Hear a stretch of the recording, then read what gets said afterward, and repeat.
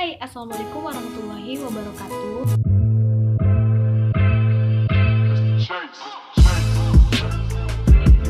Jadi di video kali ini itu merupakan video tugas mata kuliah manajemen risiko perbankan.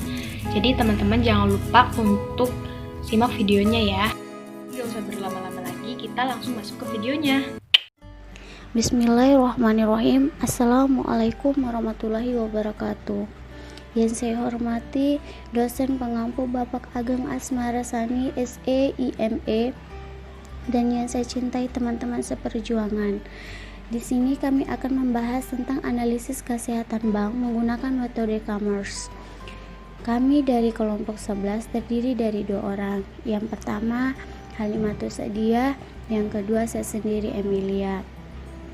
Peta konsep: 1. Pengertian kesehatan bank. Yang kedua, prinsip umum penilaian tingkat kesehatan bank. Ketiga, teknik analisis tingkat kesehatan bank. Yang keempat, metode analisis Commerce dan fungsi analisis Commerce. Untuk pemateri pertama akan dijelaskan oleh teman saya Halimatus Sadia. Kepada teman saya Halimatus Sadia, waktu dan tempat saya persilahkan. Baik, terima kasih kepada moderator. Yang pertama yaitu pengertian kesehatan bank. Kesehatan bank merupakan kemampuan suatu bank untuk melakukan kegiatan operasionalnya secara normal serta mampu memenuhi semua peraturan perbankan yang berlaku. Nah, secara sederhana dapat dikatakan bahwa bank yang sehat adalah bank yang dapat menjalankan fungsinya dengan baik. Bank yang sehat juga merupakan bank yang dapat menjaga dan memelihara kepercayaan masyarakat, dapat menjalankan fungsi sebagai intermediasi, dan dapat membantu kelancaran lalu lintas pembayaran, serta dapat dipergunakan oleh pemerintah dalam melaksanakan berbagai kebijakan, terutama kebijakan moneter. Nah, selain itu, menurut Peraturan Bank Indonesia Nomor 13/PBI/2011, kesehatan bank harus dipelihara atau ditingkatkan agar kepercayaan masyarakat terhadap bank tersebut dapat tetap terjaga. Selain itu juga, tingkat kesehatan bank digunakan sebagai salah satu sarana dalam melakukan evaluasi terhadap kondisi dan permasalahan yang dihadapi perbankan tersebut serta menentukan tindak lanjut untuk mengatasi kelemahan atau permasalahan bank. Selanjutnya ada prinsip umum penilaian tingkat kesehatan bank. Yang pertama yaitu berorientasi risiko. Penilaian tingkat kesehatan didasarkan pada risiko-risiko bank dan dampak yang ditimbulkan pada kinerja bank secara keseluruhan. Jadi, hal ini dilakukan dengan cara mengidentifikasi faktor internal maupun eksternal yang dapat meningkatkan risiko atau mempengaruhi kinerja keuangan bank pada saat ini dan di masa yang akan datang. Yang kedua yaitu proporsionalitas. Penggunaan parameter atau indikator dalam tiap faktor penilaian tingkat kesehatan bank dilakukan dengan memperhatikan karakteristik dan kompleksitas usaha bank. Nah, parameter penilaian tingkat kesehatan bank dalam surat edaran merupakan standar minimum yang wajib dilakukan dalam menilai tingkat kesehatan bank.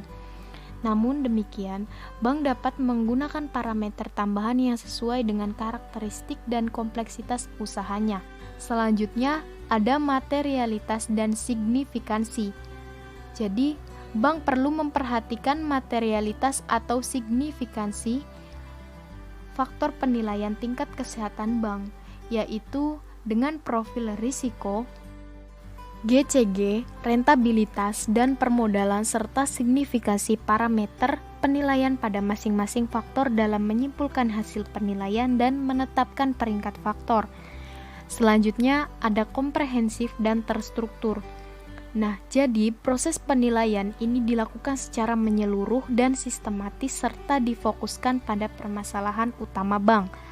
Analisis dilakukan secara terintegrasi, yaitu dengan mempertimbangkan keterkaitan antar risiko dan antar faktor penilaian tingkat kesehatan bank. Selanjutnya yaitu teknik analisis tingkat kesehatan bank. Analisis tingkat kesehatan bank ini mengacu pada Surat Edaran Bank Indonesia Nomor 6/23/DPNP tanggal 31 Mei 2004 tentang Sistem Penilaian Tingkat Kesehatan Bank Umum. Jadi, berdasarkan hasil penetapan peringkat setiap faktor yang dinilai, maka dapat ditetapkan peringkat komposit bank. Nah, peringkat komposit bank ini merupakan peringkat akhir hasil penilaian tingkat kesehatan bank. Nah, jadi berdasarkan peringkat komposit, maka predikat kesehatan bank ini dapat ditetapkan, yaitu yang pertama, kesehatan bank dengan peringkat sehat dipersamakan dengan peringkat komposit 1 atau peringkat komposit 2. Yang kedua, kesehatan bank dengan predikat cukup sehat dipersamakan dengan peringkat komposit 3. Yang ketiga, kesehatan bank dengan predikat kurang sehat dipersamakan dengan peringkat komposit 4. Dan yang terakhir, kesehatan bank dengan predikat tidak sehat itu dipersamakan dengan peringkat komposit 5. Selanjutnya ada metode analisis Camel. Nah, penilaian tingkat kesehatan bank umum ini diukur dengan beberapa metode. Yang pertama itu dipakai pada tahun 1991, yaitu dengan metode Camel atau Capital Asset Management Earning dan Liquidity, dan pada tahun 2004 itu mengalami perubahan menjadi Camels, yaitu dengan tambahan S, yaitu Sensitivity to Market Risk. Nah, dan pada tahun 2012 itu digunakan metode RGEC.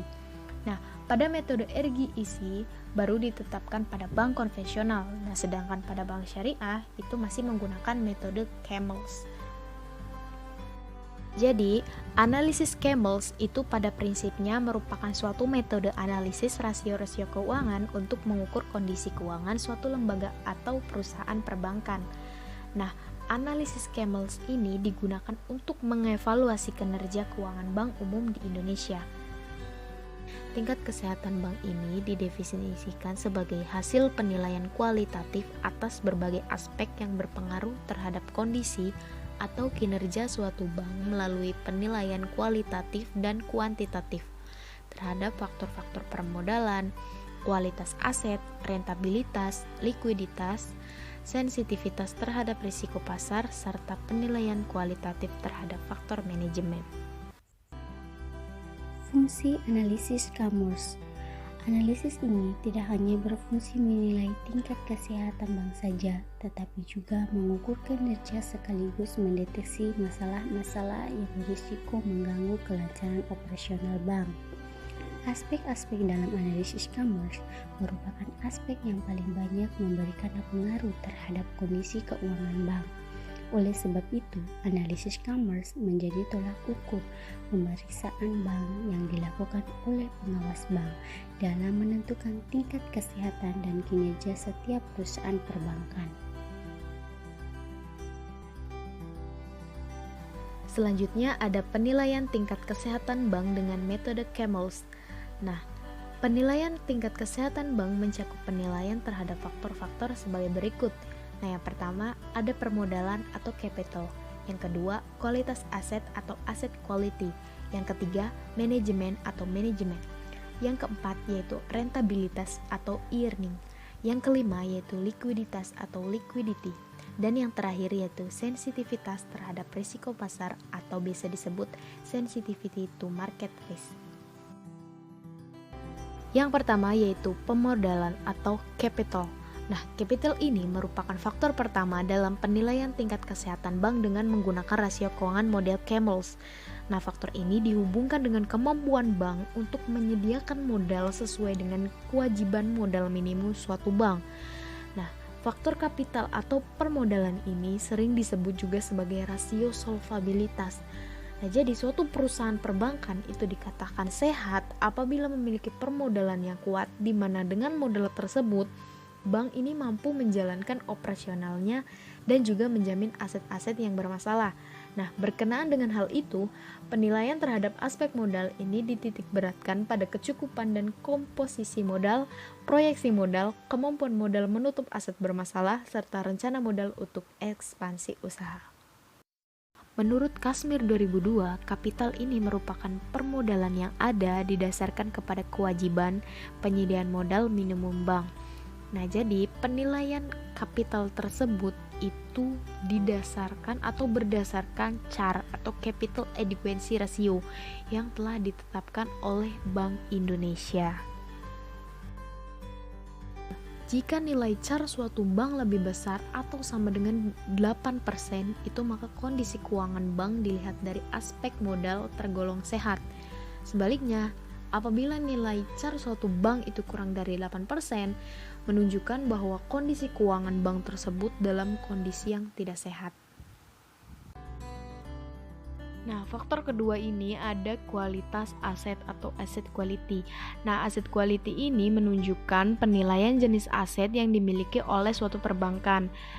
Kualitas aset dapat menentukan kekokohan suatu lembaga keuangan terhadap hilangnya nilai dalam aset tersebut. Kualitas aktiva produktif mencerminkan kinerja keuangan perusahaan perbankan. Penilaian kualitas aktiva ini dilakukan dengan membandingkan antara aktiva produktif yang diklasifikasikan dengan total aktiva produktif sesuai dengan ketentuan Bank Indonesia.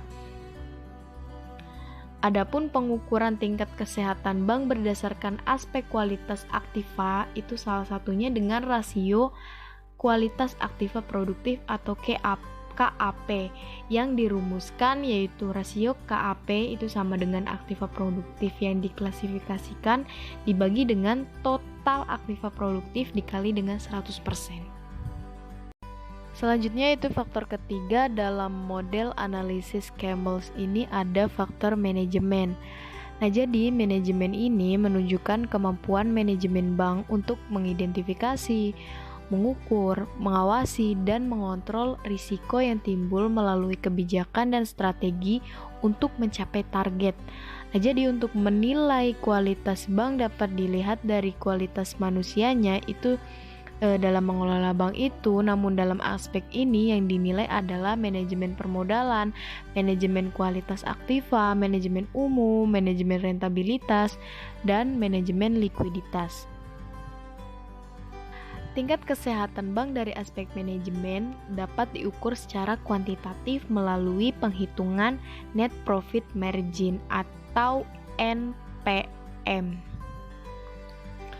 Nah, menurut jurnal Markusiwati, beliau berpendapat bahwa tingkat kesehatan bank ini berdasarkan aspek manajemen, yaitu tadi ya, hal ini juga didasarkan pada seluruh kegiatan manajemen suatu bank yang mencakup manajemen umum, manajemen risiko, dan kepatuhan bank yang mempengaruhi perolehan laba. Nah, jadi net profit margin ini dihitung dengan membagi net income atau laba bersih dengan operating income atau laba usaha. Jadi, rasio keuangan ini mengukur tingkat kemampuan bank dalam menghasilkan laba bersih dari kegiatan operasional pokoknya. Baik, terima kasih. Selanjutnya tentang faktor rentabilitas. Rentabilitas merupakan ukuran kemampuan bank untuk meningkatkan labanya atau mengukur tingkat efisiensi dan efektivitas manajemen dalam menjalankan usahanya dan kemampuan bank dalam mendukung operasi saat ini dan juga di masa yang akan datang. Menurut surat keputusan Direksi Bank Indonesia nomor 30/11/KEP/DIR tanggal 30 April 1997 tentang penilaian rentabilitas untuk mengukur tingkat kesehatan bank didasarkan pada dua rasio, yaitu ROA dan BOPO. Likuiditas menunjukkan tingkat kemampuan bank untuk melunasi kewajiban jangka pendeknya tepat pada waktunya. Nah, likuiditas adalah kemampuan menyediakan dana untuk memenuhi penarikan simpanan dan permintaan kredit serta kewajiban lainnya yang telah jatuh tempo. Sebuah bank dikatakan likuiditas apabila bank yang bersangkutan dapat membayar semua hutang-hutangnya, terutama simpanan tabungan, giro, dan deposito pada saat ditagih dan dapat memenuhi semua permohonan kredit yang layak dibiayai. Loan Deposit Ratio menunjukkan untuk mengukur kemampuan bank dalam membayar semua dana masyarakat serta modal sendiri dengan mengandalkan kredit yang telah didistribusikan kepada masyarakat. Kredit di sini merupakan kredit yang diberikan kepada pihak ketiga, tidak termasuk kredit kepada bank lain. Terkait dengan itu, Loan deposit ratio merupakan salah satu rasio keuangan yang bisa mewakili penilaian tingkat sensitivitas terhadap risiko pasar. Faktor ini merupakan faktor yang baru ditambahkan pada tahun 2004 yang berdasarkan pada SEBI nomor 6/23/DPNP 31 Mei 2004. Dari yang sebelumnya adalah rasio keuangan modal commerce. Faktor sensitivitas ini digunakan untuk mengukur seberapa besar tingkat sensitivitas suatu bank terhadap risiko pasar yang terjadi. Risiko pasar itu sendiri adalah risiko yang timbul akibat dari pergerakan faktor pasar dan juga pergerakan dari variabel harga pasar dari portofolio yang dimiliki oleh sebuah bank. Penelitian ini menggunakan rasio beban bunga sebagai indikator ukuran sensitivitas bank terhadap risiko pasar. Penilaian rasio sensitivitas terhadap risiko pasar didasarkan pada interest expense ratio. Kesimpulan. Nah, dari materi di atas dapat disimpulkan bahwa kesehatan bank merupakan kemampuan suatu bank untuk melakukan kegiatan operasionalnya secara normal dan mampu memenuhi semua peraturan perbankan yang berlaku. Pada tahun 1991, yaitu tentang metode Camel, dan pada tahun 2004 mengalami perubahan menjadi Commerce, dan pada tahun 2012 menggunakan metode Regetz. Nah, pada metode Regetz baru diterapkan pada bank konvensional, sedangkan pada bank syariah masih menggunakan metode Commerce. Nah, metode Commerce tidak hanya berfungsi menilai tingkat kesehatan bank saja, tetapi juga mengukur kinerja sekaligus mendeteksi masalah-masalah yang berisiko mengganggu kelancaran operasional bank. Nah, aspek-aspek dalam analisis Commerce merupakan aspek yang paling banyak memberikan pengaruh terhadap kondisi keuangan bank. Oleh sebab itu, analisis Commerce menjadi tolak ukur pemeriksaan bank yang dilakukan oleh pengawas bank dalam menentukan tingkat kesehatan dan kinerja setiap perusahaan perbankan.